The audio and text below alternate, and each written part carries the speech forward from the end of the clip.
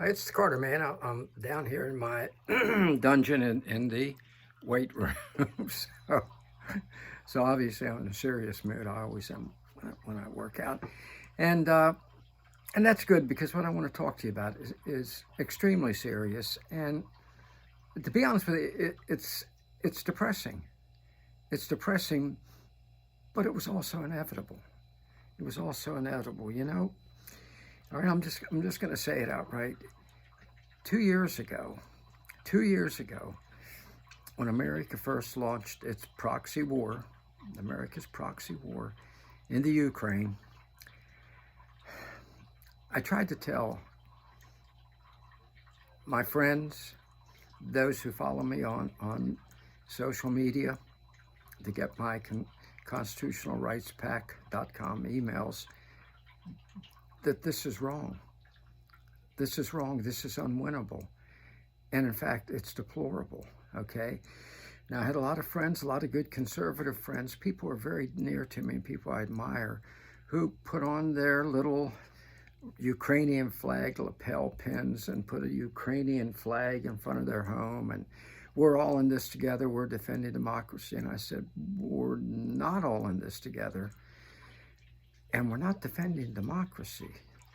Zelensky's Ukraine is the most corrupt country in the world. And I made that point right from the beginning. And I said this is not defensible. We deliberately lured Russia into its military action,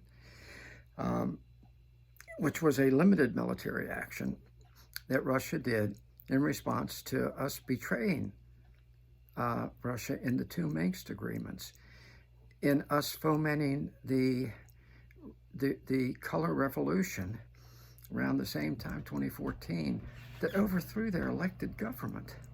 Remember Victoria Nuland, that horrid person, handing out chocolate chip cookies and chortling about the destruction of democracy in the Ukraine while we installed our puppets, eventually Zelensky, a man whose greed and corruption and avarice and callous disregard of human life is just shocking. But I guess that's what we'd kind of expect from a porno comedian, which is what he was before we installed him. Then we lured Russia in by lying and lying and then lying about our lies. We endorsed the Ukrainian government's murder of 14,000 Russian-speaking citizens in Donbass. And even with all that, what Putin did was said, we don't want Ukraine, but we do want these two republics to be independent. That's what he asked for, and got together with Turkey to do negotiations.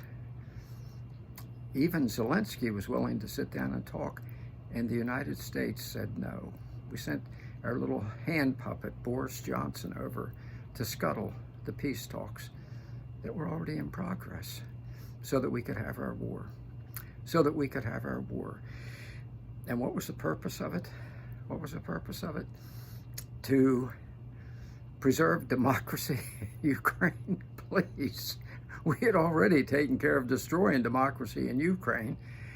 The purpose of it, and Victoria Nuland, once again, with her cronies there, Nuland and Jake Sullivan, and trust me, Nuland is the one in charge, they made it clear, okay, Ukraine might not be able to win, but we can destroy Russia and have regime change.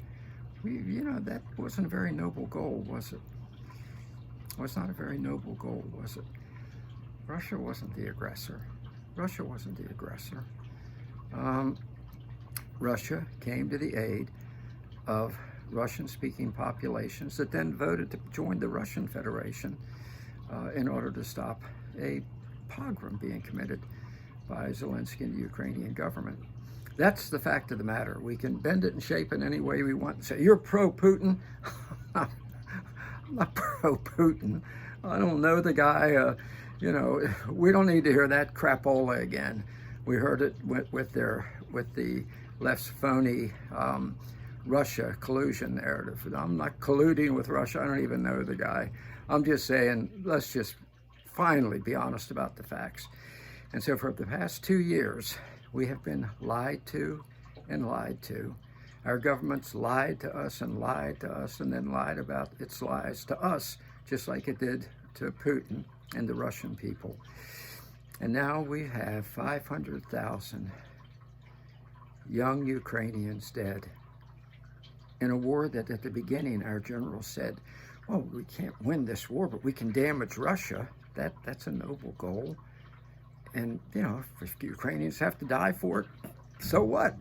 That was our attitude. That was our attitude. Zelensky's attitude, too, I might add, while he raked off hundreds of millions into his own pocket. Yeah.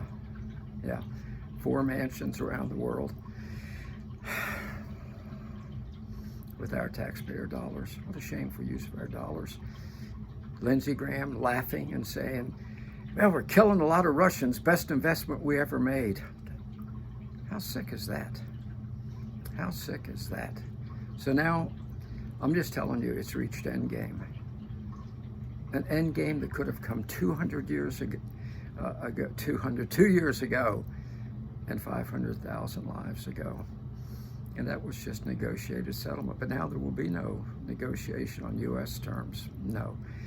Victoria Nuland, you failed. Blinken, Sullivan, toxic Joe Biden, you failed again at a cost of $200 billion to the American people and 500,000 lives to the Ukrainian people. You failed. Now Russia, Putin just said in a speech day before yesterday, now they're going to take Odessa, probably the whole Black Sea coast. He signed off on Germany and Poland taking big chunks of Ukraine as well, which they're going to do. There's going to be hardly anything of Ukraine left, all because the United States, Victoria Nuland, told a senile old man in the White House what to do in order to have regime change. She has that wild look in her eyes. And look what we have done. Look what we have done. Folks, never again. We can never allow the U.S. government to pull this kind of a stunt again. It's time to fight back. It's time to say to Joe Biden, you need to pay for this. Probably by resigning office after the first of the year, but definitely not getting reelected to do it again somewhere else. Clean sweep with a new broom, folks, right across the board. Too many lives lost. A country that'll be pretty much gone, all because of the U.S. Led by, yes, Victoria Nuland, waging an unnecessary war for the most debased of goals. Let's never allow it again, folks. Let's stop it all. Let's do this thing.